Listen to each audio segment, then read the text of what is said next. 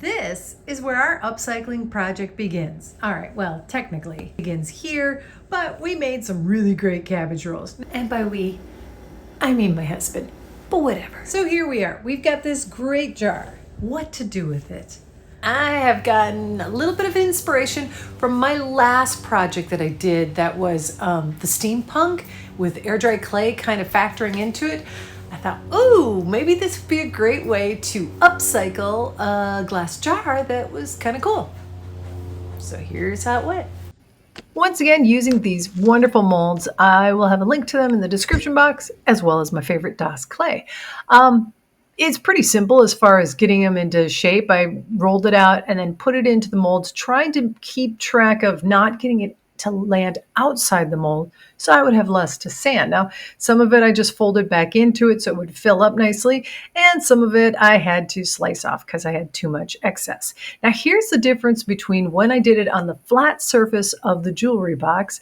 I was able to put these molds in the freezer, and that does a lot of good for them. It makes them kind of dry more evenly because they start out all at one even temperature when you take them out of the freezer. And when you take them out of the molds, once they get out of the freezer, your warm hands don't have a chance to actually take away from any of the detail. The problem I had in this situation, though, is I was trying to go around a curved edge, and it was a glass piece. So I didn't think I should put that in the freezer. And ran into more problems. But first, we need to let it dry.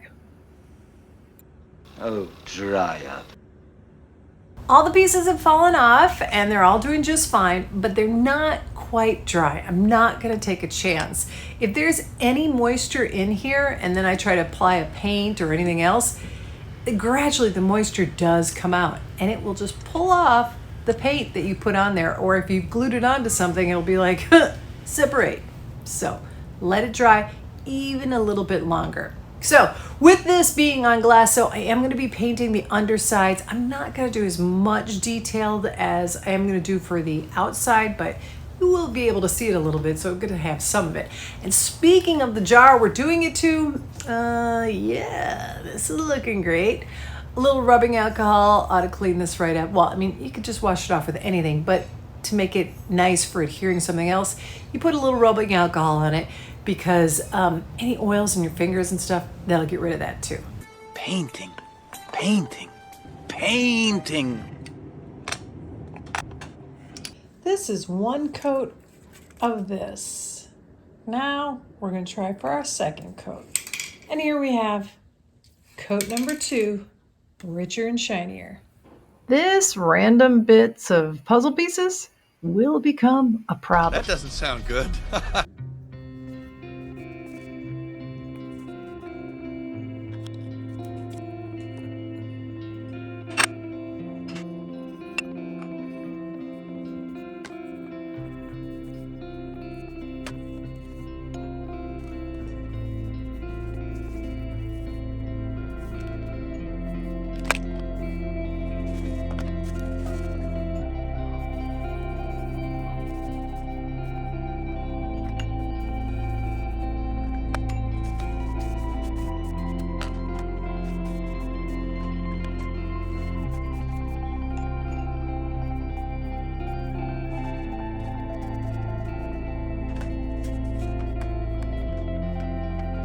Okay, lesson number 627 that I've learned the hard way.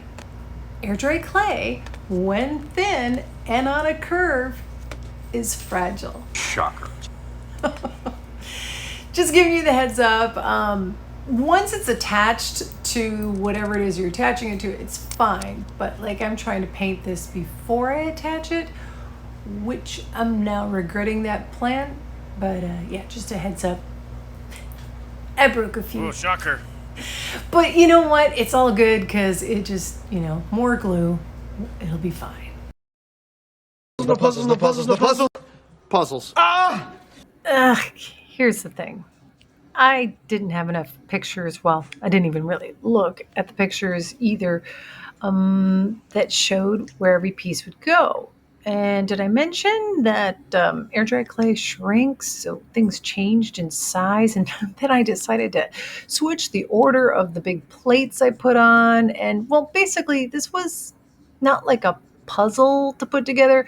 It was more like trying to put something you put through the shredder back together. You did it to yourself. But there is at least one good takeaway from this is, using painter's tape to help hold what you're gluing in place for a good day or two really, really works. And yeah, E6000, great glue for this too. Glue, glue, glue, glue, glue, glue. All right, so I kind of figured I'd be in this position where you see I've got gaps here and there's another tiny gap here. I could do spackling, I could do a little air dry clay, a little bit more. It doesn't take that long to do it, and then just do some touch-up paints and, then I'd be well on my way. But I don't know what happened to this. Remember, air dry clay shrinks, right? It gets smaller. So how do I have this big of an extra piece? You're so mysterious. Something went horribly, horribly wrong. I do have a gap right there, but they don't fit. It's not right. Here's the thing. If I had to do this again, I think more of the individual pieces, I would have tried to adhere to themselves and then put them on this piece. But of course, the more you touch them, the more their details dissipate. And, I know I could do like the freezer thing like I did with my last project. The problem is I'm putting this on a curved piece.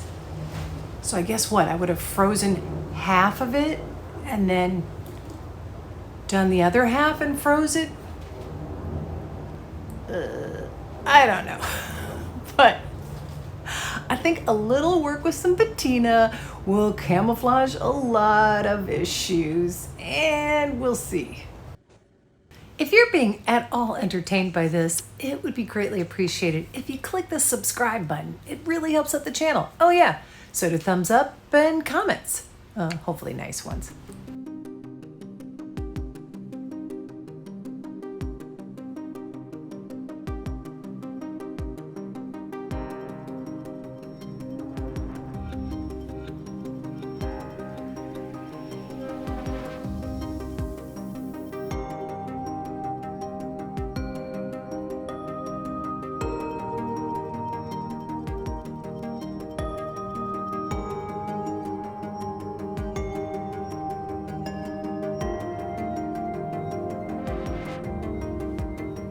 After I left the copper patina to dry, it was time to add some rust to what was my metal on the flat sides. And basically all I'm trying to do is make sure that when I put on the burnt sienna and the raw umber, that I'm doing them in lines that kind of look like water's dripped down it or scrapes have happened.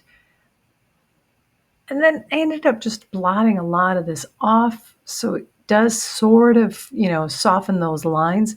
But the idea is the intensity would still run in a north to south kind of thing. I hope that makes sense. Hey, we got it. We see what you're doing. Once the paint had had time to dry, it was time to add now a highlight. And this is just a copper metallic paint. And I'm using just a napkin and I'm trying to just graze across the tops of things. So I'm not fully covering everything. I'm just trying to get possible high points of it. Well, that's the highlight. Just trying to give little bits of accent back to this piece. Highlights! Okay. Yeah. Well, I went ahead and pressed on and completed the piece, so I'm at least proud of myself for doing that. It didn't turn out exactly as I would have liked it to, but I don't actually hate it. What I ended up doing is, I don't know if you remember, I did a plant stand over here that's now daisies, but it used to have these little sparkly things, these little whatevers. Well, I'll do one of these in case you haven't seen that video. I saved those, so I had those. And then this past Christmas, I was trying to do sort of hints of red and white for my theme. Yeah, I can click to one of those and one of those. I'll have a link in the description. The problem though I ran into is I decided to do, the candle that I had, and it was with a bunch of just white rocks in it, and I was gonna sprinkle these red crystals in it. And I thought, oh, that'll be great. And then when I got to actually doing it, I realized, no, that just looks like blood and snow. Stop. So, I don't know. But here's the final result. I had fun doing this.